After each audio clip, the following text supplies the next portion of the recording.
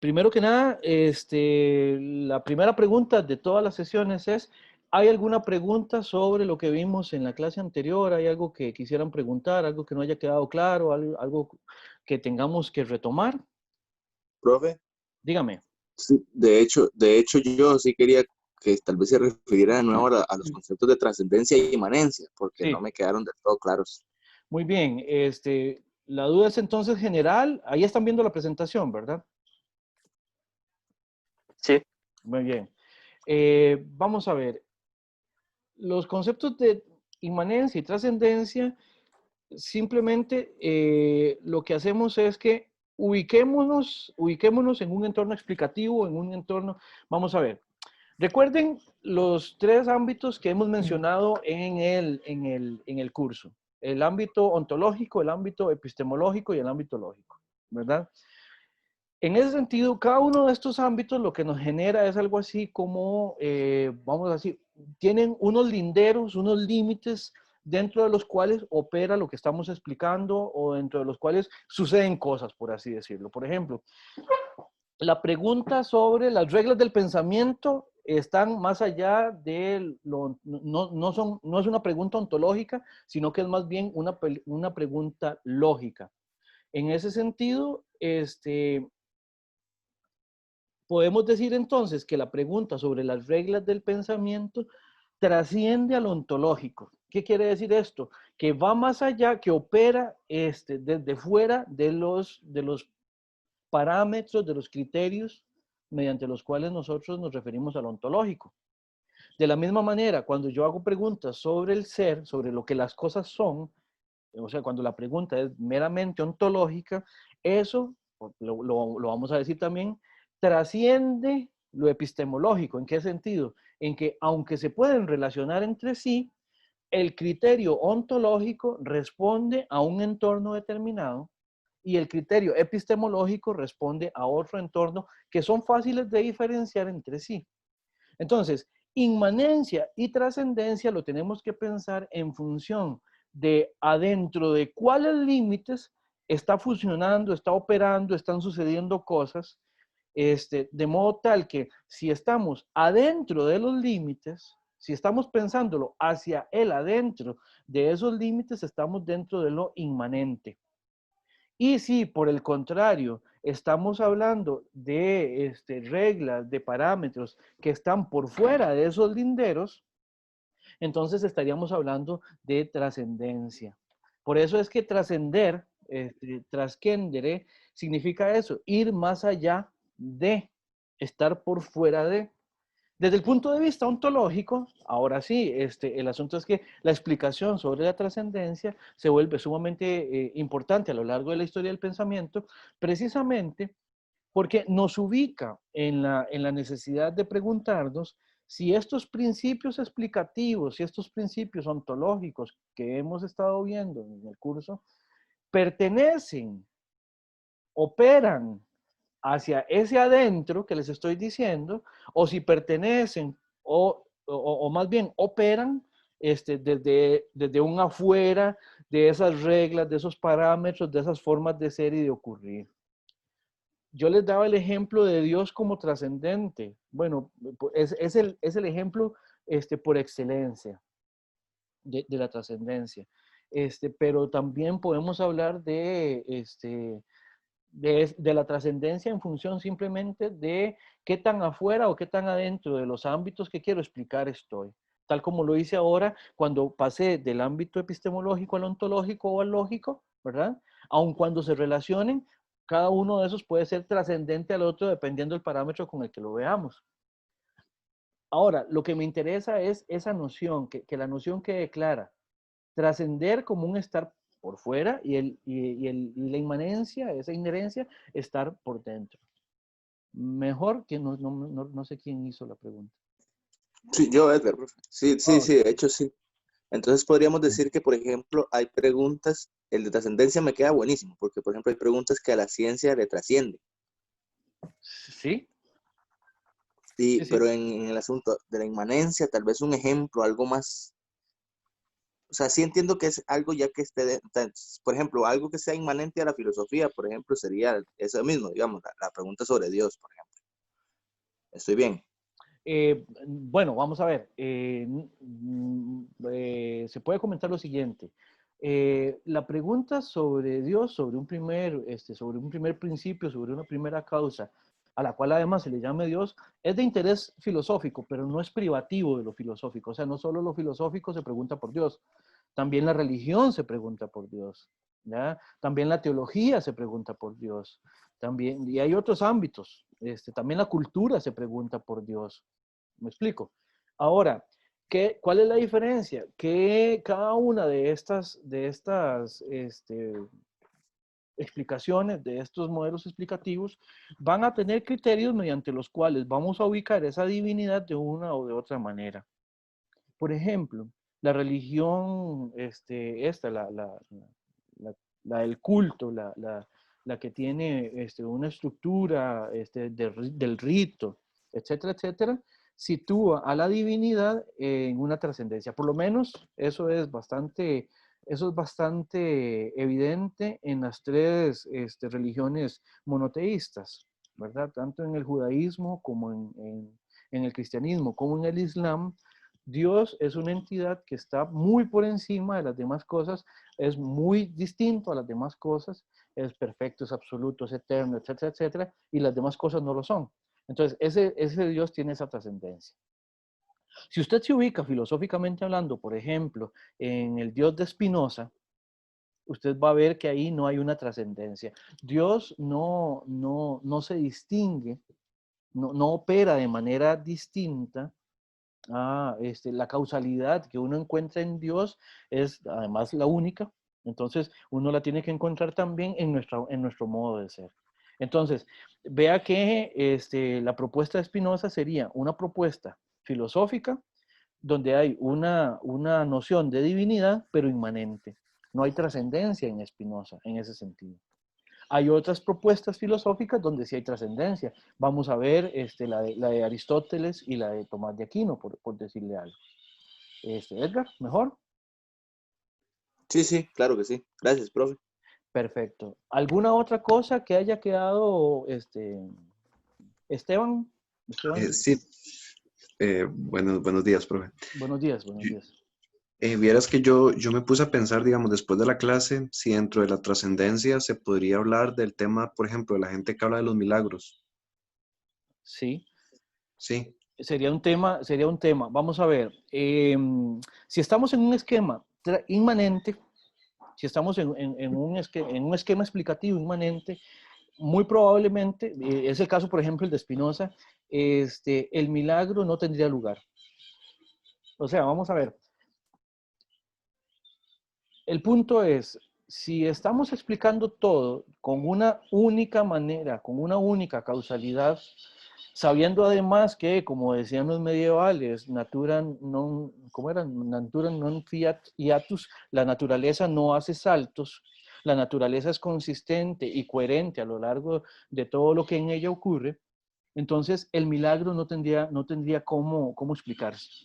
En una explicación inmanente no habría la posibilidad de introducir la noción de milagro o la noción de lo inexplicable.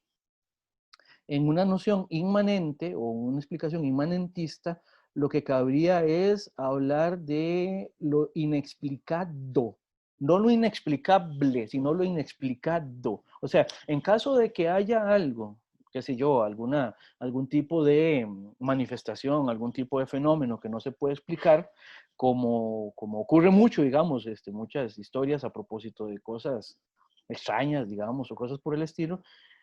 Vamos, quienes somos escépticos de ese tipo de cosas, lo que le diríamos es, no, ahí no hay algo inexplicable.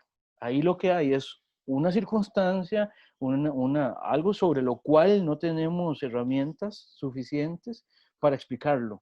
No que no sea explicable, sino que todavía no se ha no se ha explicado aún cómo es que eso ocurre. Lo que pasa con el milagro, digamos.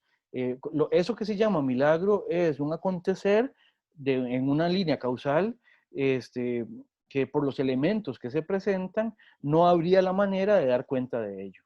¿ya? Eso sería la explicación que le daría a alguien cuya opción es una explicación inmanentista. Ya, si más bien lo que se quiere decir, si lo que se quiere afirmar es que el milagro es algo que ocurre de manera sobrenatural, entonces ahí estamos ya en una explicación más bien trascendente. Pero eso, vamos a ver, eso lo que hace es que nos evidencia cuáles son los supuestos de fondo que hay en una o en otra explicación. Si uno está dispuesto a aceptar una premisa a propósito de que la regularidad causal puede quebrantarse, digamos, puede haber algo que no se explique, por lo tanto, causalmente, entonces uno estaría explicando el milagro a partir de una regla, perdón, trascendente. ¿Por qué? Porque el milagro ocurriría desde una causalidad que es ajena a lo que normalmente ocurre, por decirlo de alguna manera. Y si uno no está dispuesto a hacer esa explicación, entonces tiene que apañárselas con una explicación completamente inmanentista de los fenómenos. Esteban. Ok, profe, perfecto, excelente. Javier, muchas gracias. Sí, es que yo me quedé pensando como en dónde contextualizar el tema del milagro y me queda muy claro dependiendo entonces de la perspectiva que uno Sí, lo claro. explique. Ahí el asunto es, también eso nos ayuda a ver cuáles son las consistencias o inconsistencias de la explicación. No puede ser que uno diga que admite, por ejemplo, que admite la ocurrencia de milagros, pero que no admite la existencia de reglas trascendentes. Eso sería un fallo, digamos, desde el punto de vista explicativo. Obviamente sería un fallo en la argumentación y por lo tanto habría que revisarlo desde la regla lógica. También, obviamente, ahí uno tendría nociones de qué es lo que son las cosas y cómo es que estas ocurren. Entonces, eso también tendría implicaciones ontológicas, etc. Y ahí empieza a desplegarse otra vez toda esta explicación. Bien, Perfecto, muchísimas gracias. con todo gusto. ¿Alguna otra pregunta? ¿Algo que no haya quedado claro? Buenas, profe. Eso, Flores. Yo me quedé sin preguntar algo que se me olvidó la clase pasada y era como que qué tanto la metafísica estudia lo que debería ser y bueno, y cuál es su toma en el problema de Hume. Ok, vamos a ver, si lo que debe ser lo entendemos como la parte práctica de la filosofía, tendríamos que ver cómo es que se vincula también lo ético y lo moral con lo metafísico. Entonces, vamos a ver.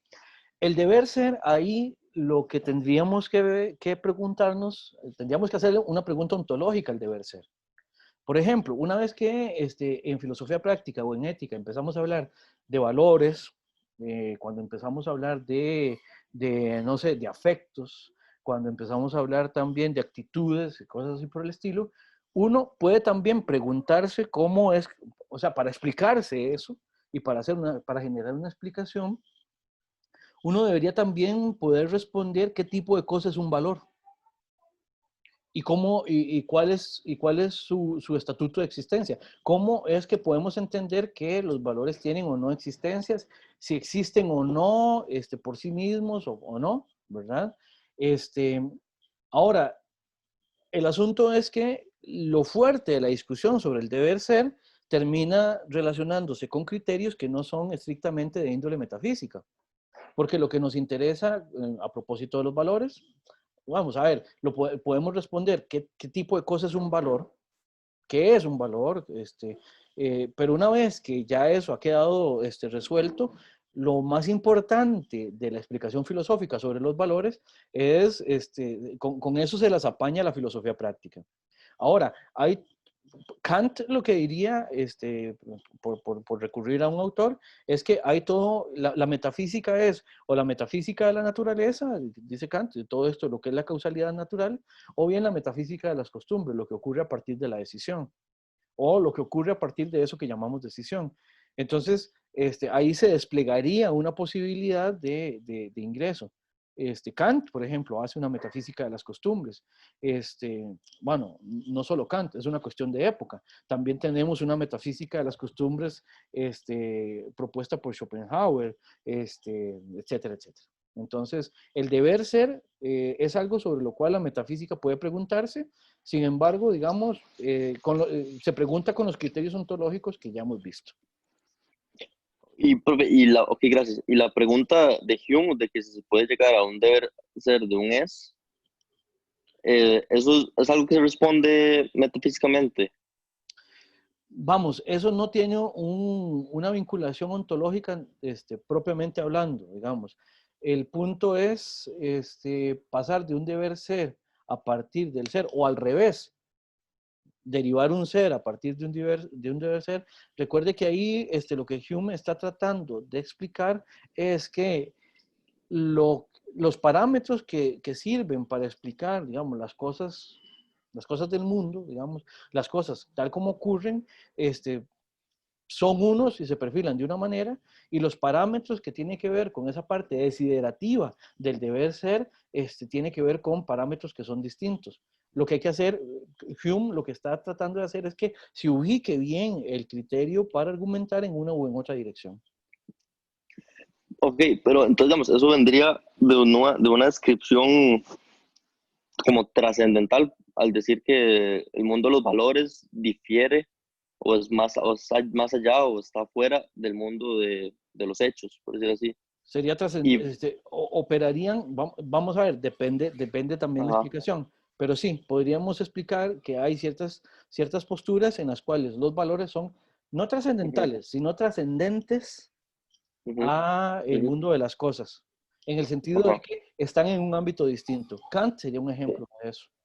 Ok, sí, pero vamos, un filósofo, por decir, contemporáneo, Sam Harris, ¿lo conoce? No. Sí. ¿No? Uy, se lo recomiendo mucho. Es amigo de Dennett. Lo recomiendo mucho. Sam Harris. Sam Harris, ajá. Sam Harris, ajá, sí, sí. Sí. Ok, bueno, él sí. aboga de que los valores solo son un tipo de hechos, o sea, que usted sí puede llegar al mundo de los valores a partir de los hechos, entonces ahí estaría aplicando una descripción inmanente. Sí, efectivamente. Entonces, pero sí, de nuevo, acá lo interesante o lo importante es que manejemos el criterio de perspectiva.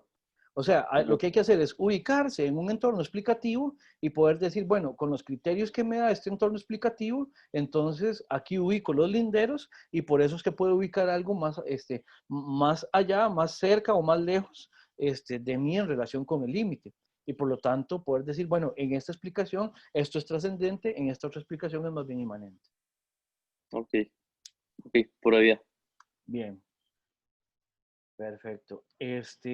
No recuerdo bien, habíamos quedado en precisamente esta noción de ser, ¿verdad? Adelante, ¿quién tiene preguntas? Yo. Es Adelante. más como con un ejemplo específico, igual es de lo inmanente y lo trascendente. Sí. Estaba pensando en la descripción como del movimiento de Newton. En el primer caso, en el caso cinemático, digamos, digamos que no se sabe de dónde viene la fuerza, se explica pues cómo se mueven las cosas, etcétera, pero hace falta eso. Entonces, digamos, esa explicación, a pesar de ser cerrada, digámoslo así, cabría en digamos, en una explicación trascendente.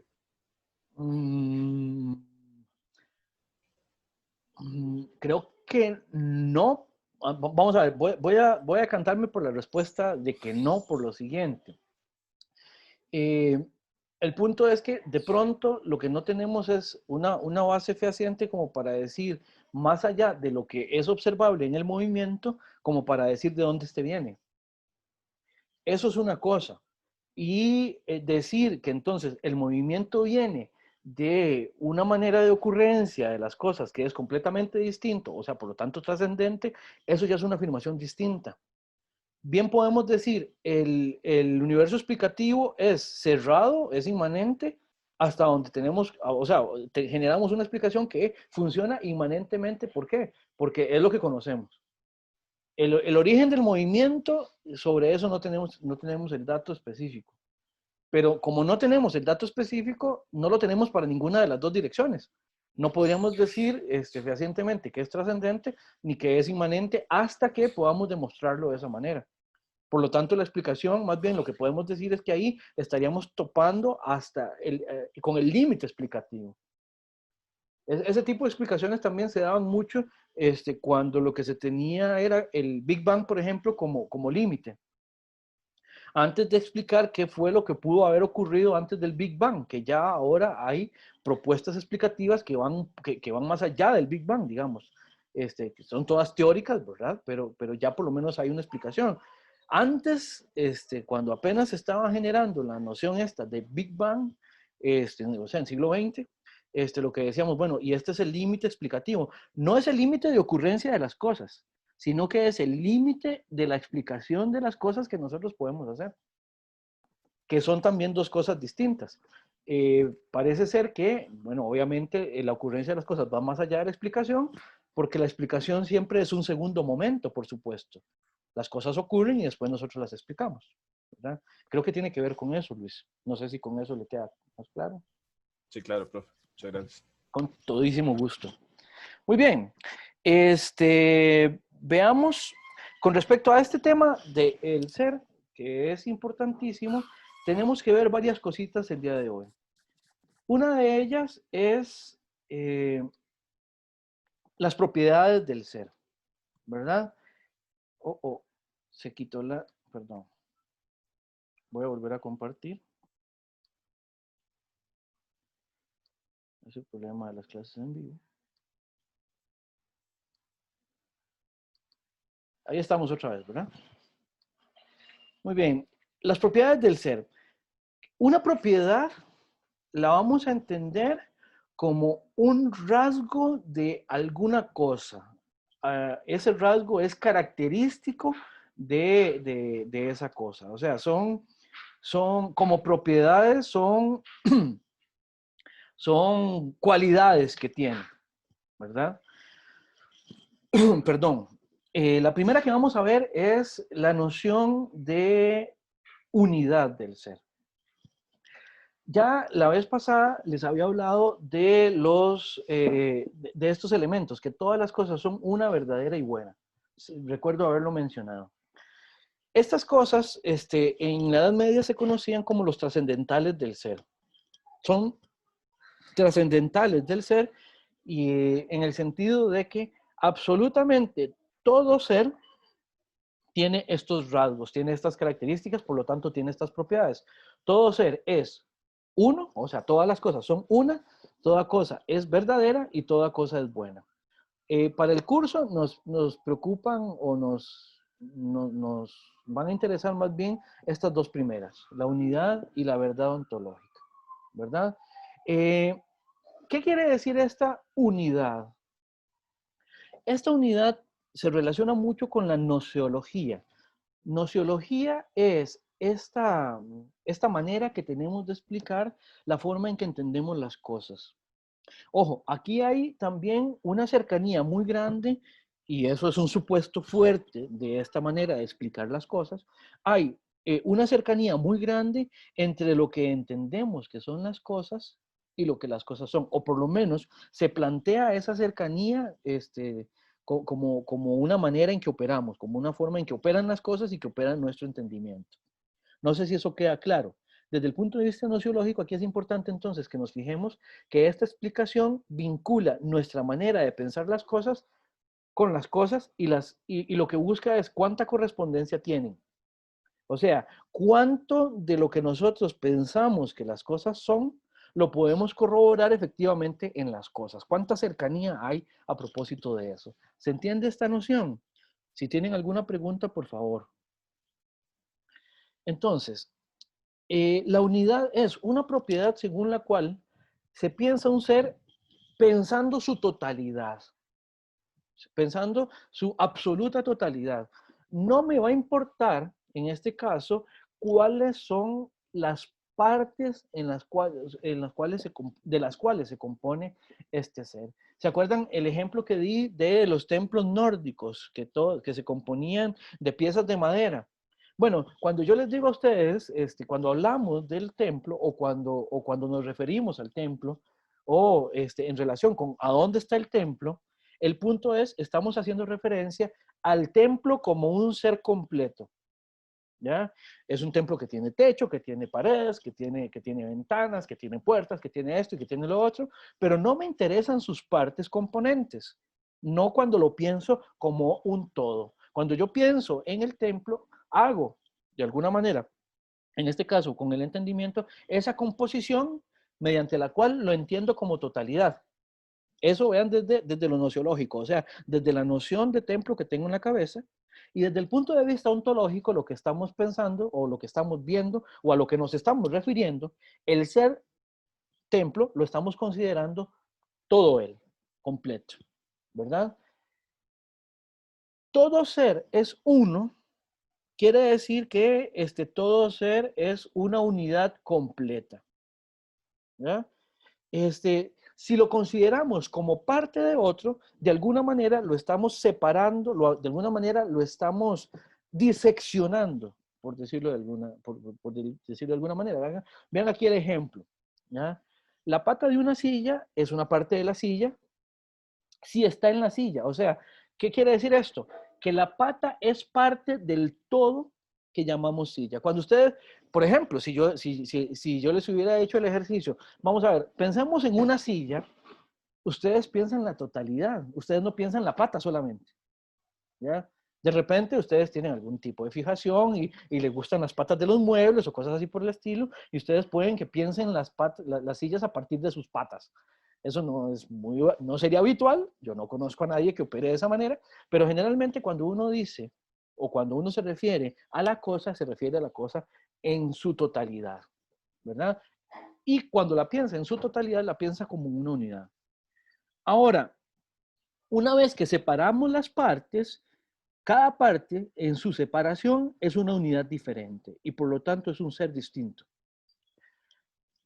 Vamos a ver, digamos que uno se está dedicando a hacer sillas, ¿verdad? Y para hacer sillas, uno lo que hace son las partes y después las va ensamblando, ¿verdad?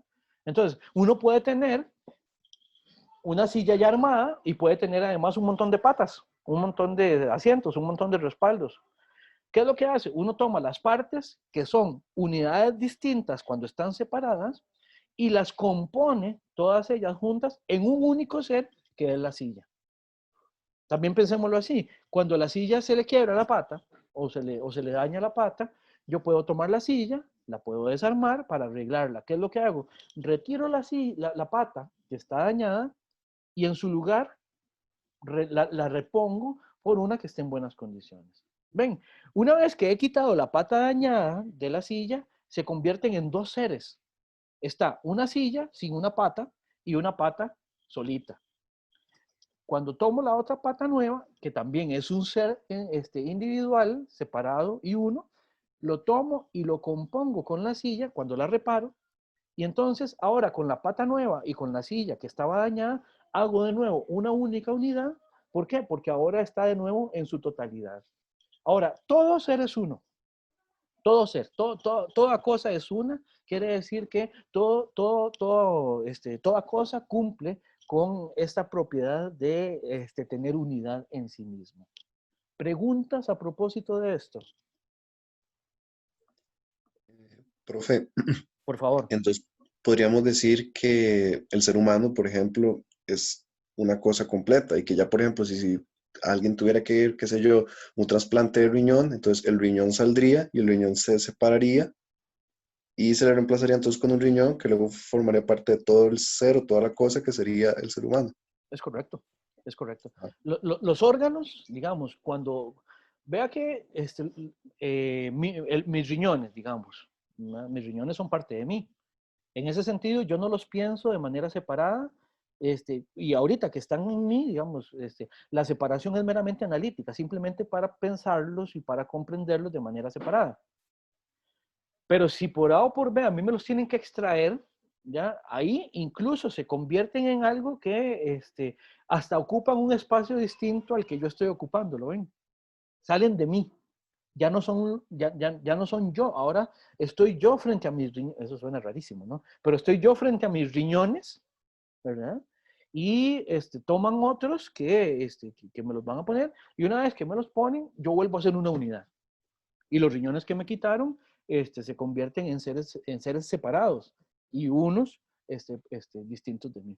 Efectivamente, Esteban. Profe, ¿qué tantas partes, por decir así, se le puede quitar a un ser para que deje de ser eso? Eso es una linda pregunta, Flores, porque vamos a ver, se relaciona un poco con las preguntas también de Zenón de Sitio, digamos. A propósito, qué sé yo, vamos a ver, usted tiene el pelo largo, ¿no? Pero digamos, yo siempre hacía el siguiente ejemplo. Digamos que todos los días después de clase, a usted, después de cada clase que tiene, le quitan un cabello. Uno, le quitan otro, y le quitan otro, y le quitan otro, y le quitan otro, y le quitan otro, y así va, ¿verdad? El punto es que llega un momento en que usted se va a quedar sin cabello. Pero la pregunta es, ¿a partir de cuándo es que uno ya puede decir Flores está quedando calvo? ¿Verdad? Sí. Habría que ver también, de nuevo, vean que esto es una cuestión nociológica, además de ontológica, en el sentido siguiente. De repente, no sé, yo le puedo quitar una pata a una silla y puedo seguir considerando que es esa silla. Digo, o sea, es una silla incompleta, es una silla ya no funcional, digamos, es un poco problemático.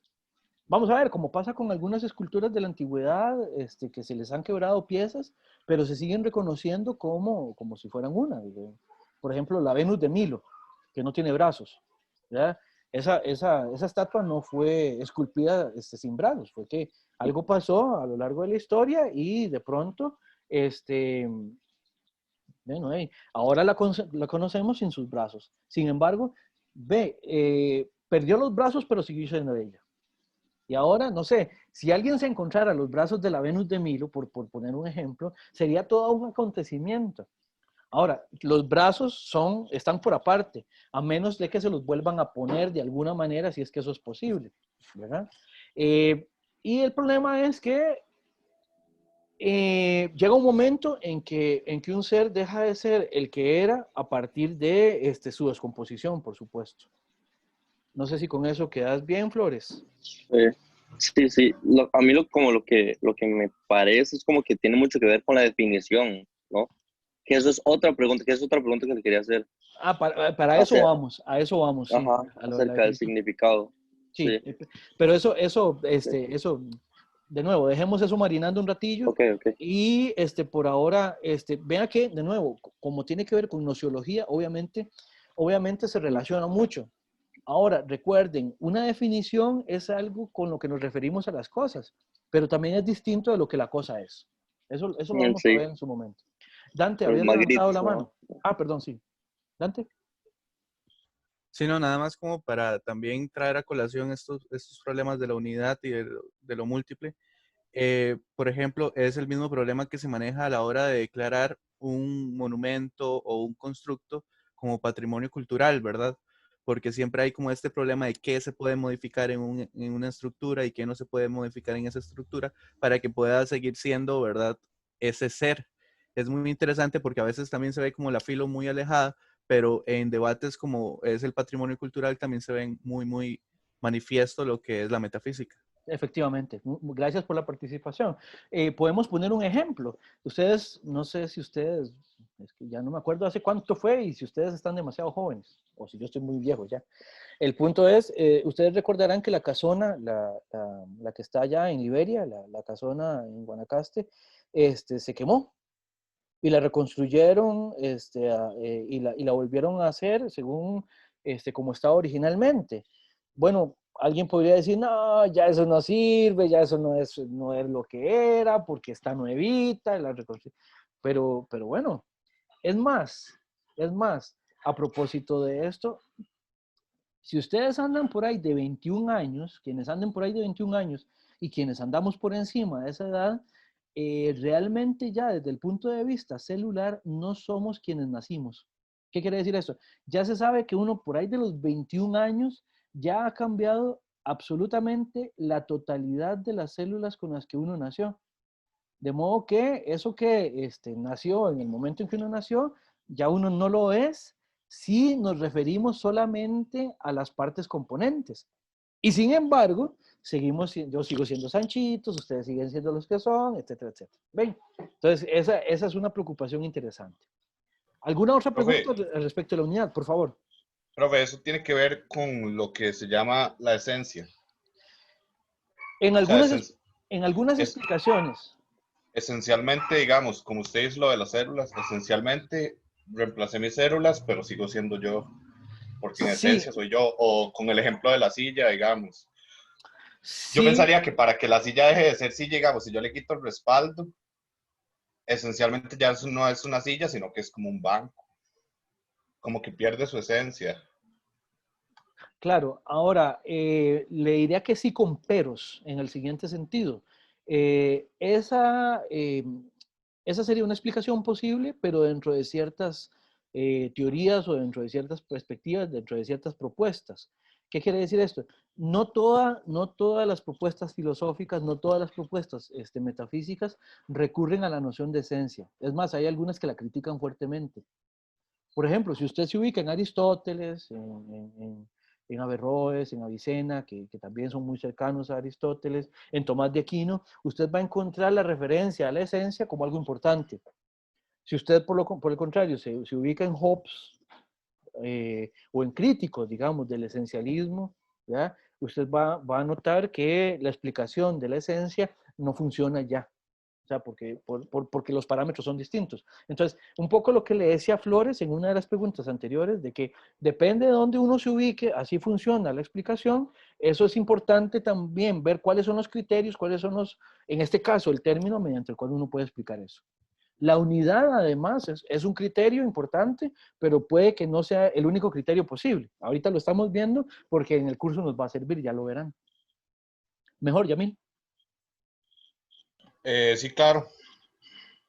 Bien, ¿alguna otra pregunta con la unidad o pasamos a la verdad del ser? Profe, la unidad, Adelante. la unidad,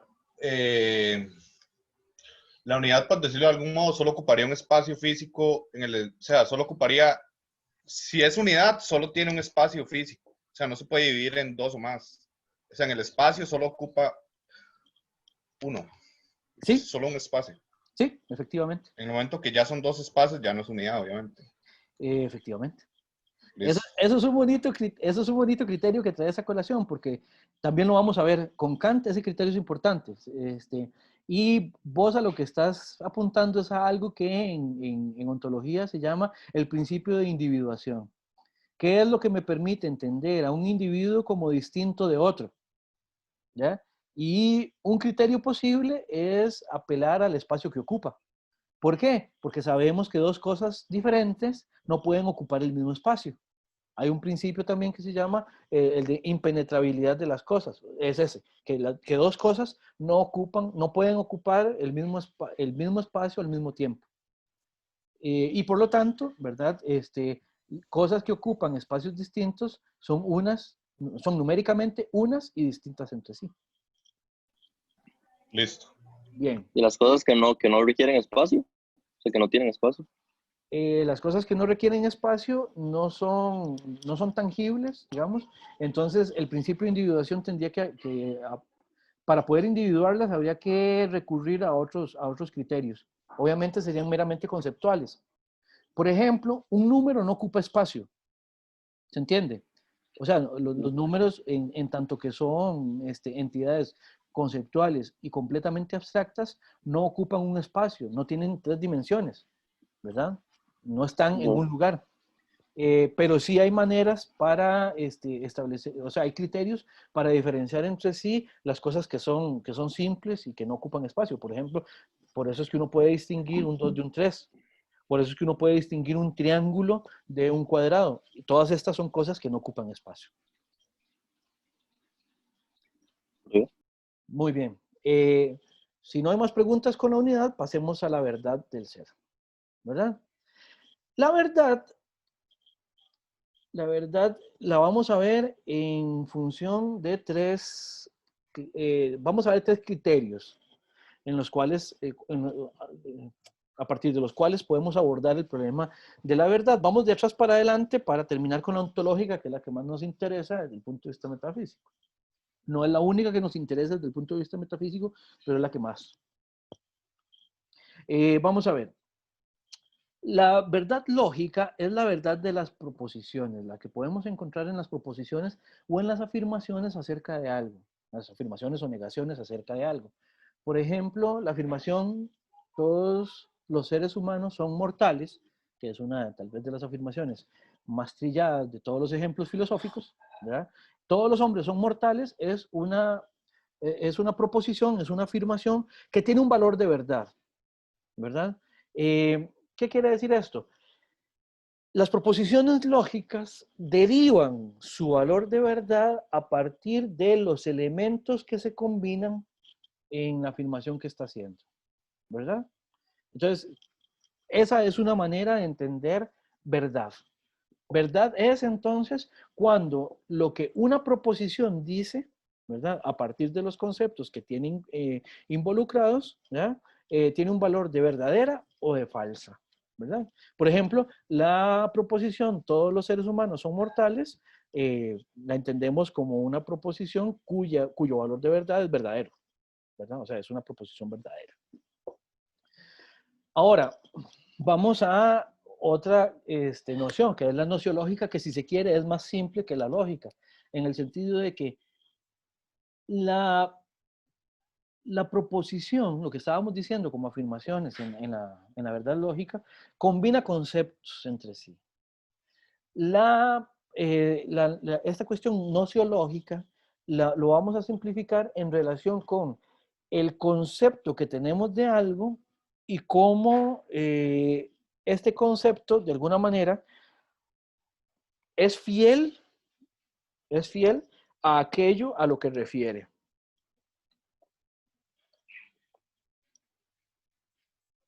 Por ejemplo, el otro día yo les hacía el ejemplo cuando yo les dije que un unicornio es un caballo con alas. Y ustedes me dijeron, no, eso es un Pegaso. Ok, el punto es que ahí hay un criterio mediante el cual tenemos una noción, la noción unicornio, la noción Pegaso, y uno la puede contrastar con lo que se supone que esa noción señala. O sea, el unicornio señala a un ser, a un tipo de ser que es similar a un caballo, tal vez no demasiado grande, pero con un, bueno, no, el tamaño no importa, pero con un cuerno en la frente. Y el Pegaso es también una noción que se relaciona con un caballo al cual le agregamos alas, ¿verdad? Entonces, alguien me puede decir, si ustedes, qué sé yo, digamos que yo hago dibujos en encargo, y ustedes me encargan el dibujo de un unicornio, y yo dibujo más bien un caballo alado, y ustedes me dicen, no, eso no, ni se lo voy a pagar porque yo lo que le encargué fue un unicornio. Entonces, ahí podríamos decir que hay una falsedad en el sentido de que es falso que la noción unicornio se refiera a un caballo con alas. ¿Ver? Entonces ahí no hay una correspondencia entre la noción, el concepto, y lo que podemos decir ontológicamente hablando, lo que la cosa es. Ahora, hice un ejemplo de un ser fantástico, un ser imaginario fantástico. Ahora, podemos hacer un ejemplo también con un ser que también es formal, en ese sentido completamente abstracto, pero no es fantástico, sino que es, por ejemplo, geométrico. Si yo digo un triángulo es una figura geométrica de 3 lados. Ok, eso, hay una correspondencia entre la noción de triángulo y lo que estoy describiendo. Entonces ahí hay una verdad, es verdadero, esa definición es verdadero, se cumple, digamos, la definición de triángulo cuando hacemos la explicación de triángulo como una figura de 3 lados. Y terminemos con una noción, con esta noción de verdad nociológica en el sentido, digamos, de las cosas tangibles, ¿verdad? Cuando yo digo, por ejemplo, que, no sé, cuando uno ve en el colegio las propiedades del agua, ¿verdad? Qué sé yo, que el agua supuestamente es incolora, inodora, etcétera, etcétera, ¿ya? Muy difícil de comprimir y cosas por el estilo, ¿verdad? Entonces, ahí lo que estoy relatando son propiedades que tiene, con las cuales cumple o no la noción de la cosa a la que me refiero con dicha noción. ¿Se entiende esto? Sí. Pero a mí no me quedó muy claro la diferencia entre lo nociológico y la lógica, porque al final lo que usted está aprobando, o sea, o diciendo que es verdad, es la proposición, Sí, ¿no? vamos a ver. La proposición es cuando yo combino en una afirmación la, los conceptos. ¿Qué sé yo? Cuando yo digo todos los seres son mortales, todos los seres humanos son mortales, realmente ahí estoy hablando de dos conceptos, seres humanos y mortales. Y estoy uniendo uno con otro y estoy ligando uno con otro por medio del verbo ser. Todos los seres humanos son mortales. Ahora, la diferencia es que la nociológica lo que hace es que liga mi concepto o el concepto que tenemos en el entendimiento con una cosa, cualquiera que ésta sea, ¿verdad? Con la cual puede o no corresponderse. Sería verdadera si la correspondencia es adecuada o falsa si la correspondencia no lo es. Por ejemplo, cuando yo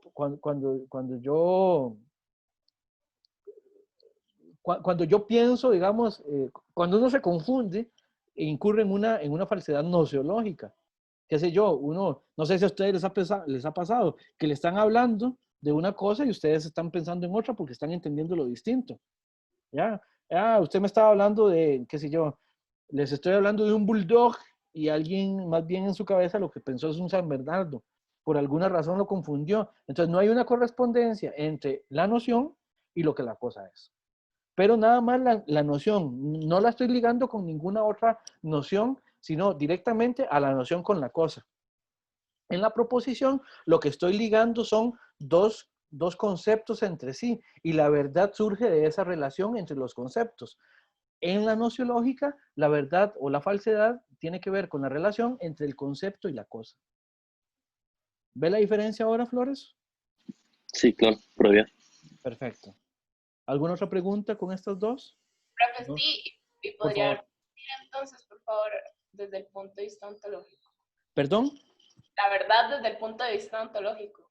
Sí, por eso les preguntaba que si había alguna otra pregunta de lo nociológico y lo lógico, si no, para pasar a lo ontológico. Okay.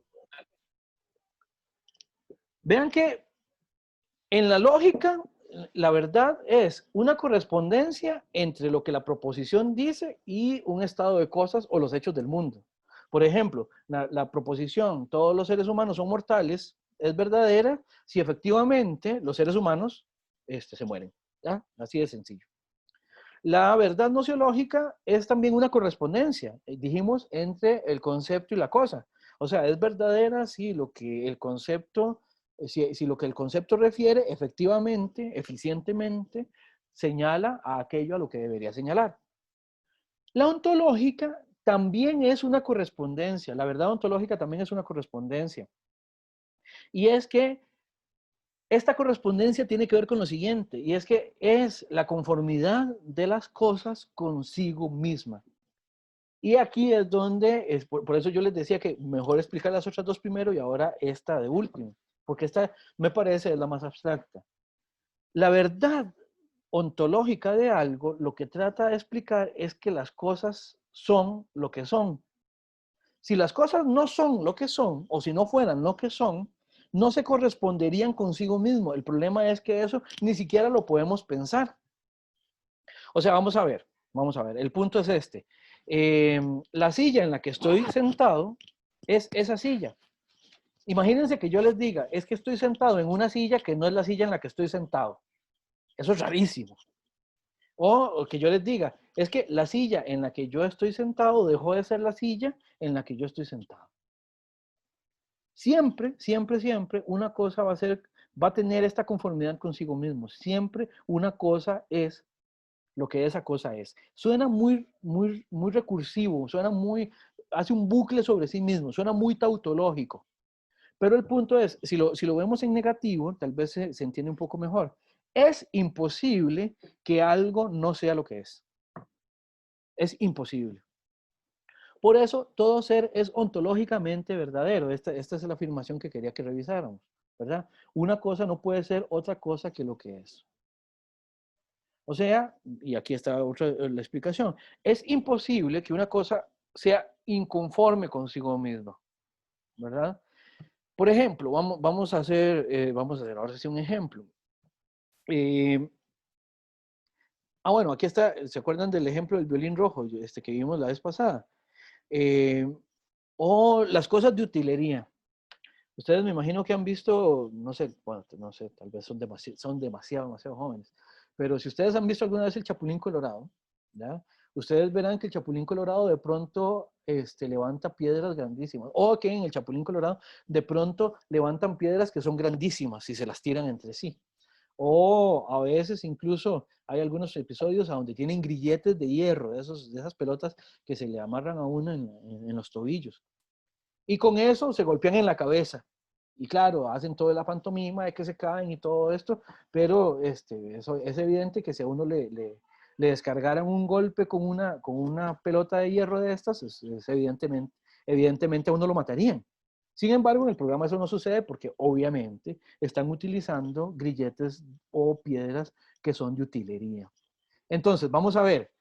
Podemos decir que en tanto que son piedras de utilería, en tanto que objetos de utilería, en tanto que objetos teatrales, son piedras y grilletes falsos, ¿correcto? Pero ontológicamente hablando son verdaderos. No en el sentido de que sean verdaderas piedras o verdaderos grilletes, sino en que son efectiva y verdaderamente piedras de utilería y grilletes de utilería. Es más, lo voy a decir de la manera más rara posible. Son ontológicamente hablando objetos falsos. Son verdaderamente objetos falsos. ¿Se entiende? ¿Por qué? Porque son lo que son. Y siempre hay una correspondencia entre lo que una cosa es o sea, siempre hay correspondencia de una cosa consigo misma. Una cosa no puede ser otra cosa que lo que es. Yo me crié en Acerrí. En Acerrí hay unas minas, había unas minas de pirita. Son muy famosas, ya no tanto por la minería de pirita, sino porque la gente sube ahí mucho a buscar otro tipo de piedras, digamos, pero el punto es que la pirita, si hay algo que la caracteriza, es que se parece mucho al oro. De hecho, la llaman el oro de los tontos. ¿Por qué? Porque a la gente la pueden engatusar muy fácilmente y le venden por oro una piedra de pirita. Y obviamente hay un problema porque el oro es mucho más valioso. Bueno, en el caso de que uno haga pasar una pepita de pirita por una pepita de oro, uno está haciendo pasar ese oro, en tanto que oro es oro falso. Es oro falso. Pero ontológicamente hablando, la pirita nunca va a poder ser falsa pirita, a menos que no sea pirita. Si es pirita, siempre va a ser verdaderamente pirita. Y la hacemos pasar por oro. Bueno, en ese sentido es efectivamente una imitación o una falsificación de oro. Pero ella siempre se va a mantener siendo lo que es. Eso no la cambia ontológicamente. No sé si tienen alguna pregunta. Profe, sí. Entonces, Por favor, Edgar. No sé si es compleja la pregunta, pero entonces, ¿cómo hacemos para comprobar un ser ontológico? En el sentido de que al final, digamos, lo que hacemos es una afirmación, por lo tanto, una proposición, como lo que se está haciendo ahorita con la pirita, por ejemplo. Entonces, al final termina siendo una proposición lógica. Pero entonces, para comprobar un ser ontológico. Vamos, el asunto es que nosotros explicativamente tenemos que recurrir a proposiciones. Y para poder entender las cosas tenemos que hacerlo desde el entendimiento. Pero lo que hacemos con ese entender las cosas y con la explicación que hacemos de ellas es tratar de dar una explicación lo más cercana posible a lo que la cosa es. Entonces, lo que hay que hacer es distinguir qué de lo que estamos diciendo vale solo para la afirmación, qué de lo que estamos diciendo vale solo para la noción y qué es efectivamente la cualidad ontológica de la cosa. Por ejemplo, ahorita lo último que yo les estaba explicando era una propiedad de la cosa, que la cosa es conforme consigo misma. Lo hago mediante proposiciones, pero realmente a lo que estoy refiriendo, el contenido de la explicación es una propiedad ontológica, no lógica de la cosa, ni nociológica, no. Ahora, yo la entiendo a partir de criterios nociológicos y la explico a partir de criterios lógicos, pero yo estoy explicando una forma de ser de las cosas, que las cosas siempre son lo que son. No sé si me explico, o sea, Sí, sí. Entonces podría decirse entonces más bien que, o sea, explicativamente hablando, se pueden separar estas tres verdades, pero al final de cuentas siempre se recurre a las tres para estar hablando de la cosa. es correcto. Y hay que entender que a veces las distinciones son analíticas. Una distinción es analítica cuando yo simplemente lo que hago es que separo los conceptos mediante los cuales genero una explicación, precisamente para que estos conceptos queden más claros y en quedando más claros los conceptos, la explicación misma adquiera una mayor claridad. Sí, perfecto. Gracias, profe. Perfecto. Flores, ¿tenías una pregunta? Sí, con el ejemplo de las pepitas, cuando yo llego a comprar la pepita y yo pienso que es oro, pero al final es la otra Pirita, piedra que usted dijo, pirita. pirita, Ajá. ahí o sea, estaría nociológicamente falso. Sería nociológicamente falso, porque mi concepto de lo que es la cosa, que yo pienso que es oro, y no corresponde con lo que la cosa verdaderamente es. Sí, ahí hay evidentemente un error, pero el error Ujú, obviamente no está en la cosa, está en ajá, el entendimiento que piensa la cosa de manera errada. ujú. Y eso es a lo que quería llegar. Eventualmente uno no puede llegar a conocer la verdad ontológica de las cosas, ¿no? Está más allá de la percepción. No, cuidado, ahí tenés un problema, porque la verdad ontológica de las cosas, independientemente de cómo lo podamos explicar o independientemente de cómo lo podamos entender, la verdad ontológica de las cosas, con solo saber que las cosas son correspondientes a sí mismas, ya ahí Ujú, agotamos todo lo que la verdad de la cosa es.